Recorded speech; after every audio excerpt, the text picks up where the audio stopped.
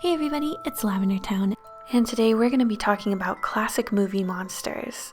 Now, in really old movies, a lot of the times the special effects and makeup aren't really able to hold up to a modern audience, so these really great monster designs end up looking a little cheesy when you look back at them. So I thought, why not honor these classic movies by going back into these character designs and trying to redesign them to be scary for a modern audience. But first, a quick shout out to the sponsor of today's video, Castleburn. Castleburn is a super fun RTS game that you can play for free on any mobile device. All the heroes have unique abilities, there's cards to collect, and it's competitive. You can actually climb the ladder in ranked play, or you can play casually if that's more your speed. I think the artwork and aesthetics are really cute too. If you're a fan of real-time strategy, definitely give it a try. There's a link in the description. Thank you so much to Castleburn for supporting my channel. So I knew right away that one of the very first classic movie monsters I was going to want to work on is Dracula. Now, vampires have had a bit of a weird moment lately. It seems like most modern attempts at dealing with vampires don't want to make them very scary, or at least want their scariness to be somewhat contrasted with a certain allure and an attractiveness. In the most ancient stories of vampires, this was not really a feature, though, to be honest, by the time that Dracula the film came out, it was already starting to be associated vampires with a certain kind of suaveness. So I won't go full Nosferatu on this design. But I do want him to look more like a creature, less like a human, and just more terrifying in general, because I want this character to be really scary. And honestly, I think that if a vampire mostly just looks like a handsome guy or girl with some extra long canines, that is not super scary. So I want to lean into the more monstrous elements of vampires. I'm giving more fangs and they're more disturbingly long.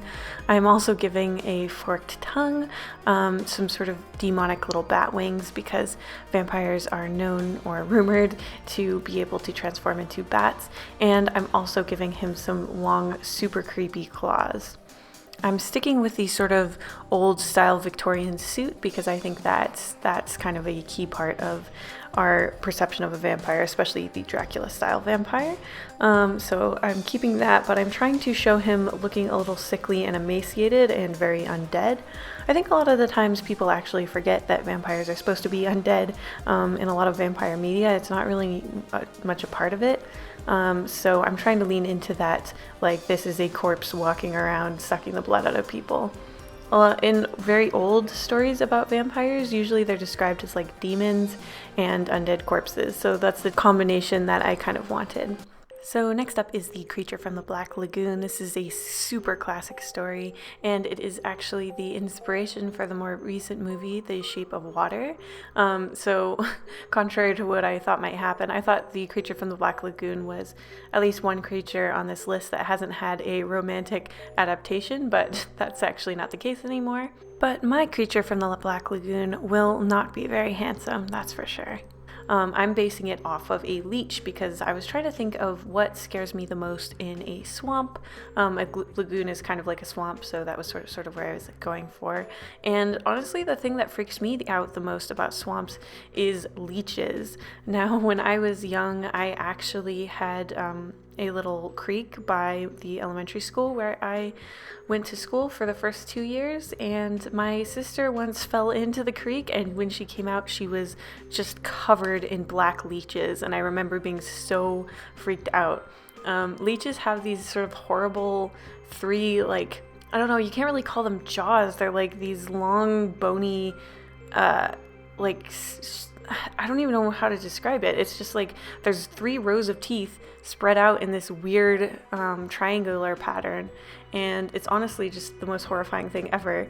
And then I also gave it sort of these like black human arms sticking out because I thought that would be extra disturbing as well, because sometimes when people fall into a bog or a swamp, they are sort of mummified almost in the swamp, but it turns your skin black a lot of the times, and I thought that would be extra creepy.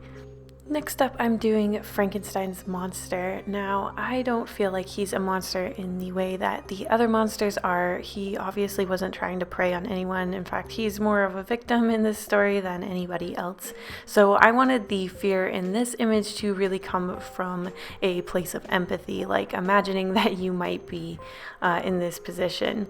Basically, I wanted him to look like he's been cobbled together out of very uncompatible parts. I thought that that would really press home these sort of creeping realization that you're all discombobulated and you're not one whole being.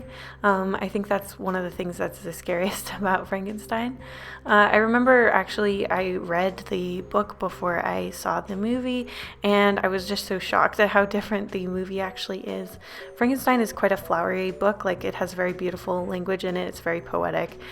So it was interesting to see this version of Frankenstein like not really being able to speak or anything like that, because in the book, like, you honestly can't shut him up. Like, he's just constantly waxing poetic about how miserable he is, and honestly, who can blame him? He's made out of lots of different parts, and essentially his parent has sort of abandoned him, which is really, really sad.